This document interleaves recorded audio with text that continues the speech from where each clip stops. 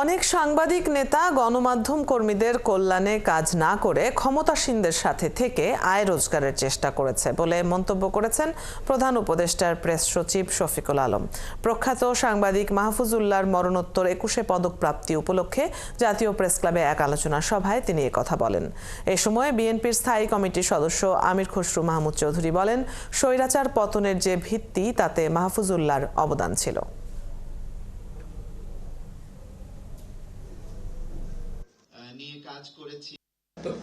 বছরের পর বছর সাংবাদিকরা ডিইউজে, বিএফইউজে বিভিন্ন সাংবাদিকদের ওনারা লিডার হয়েছেন। একটাই হয়তো একটা ভালো প্লট পাওয়া যাবে।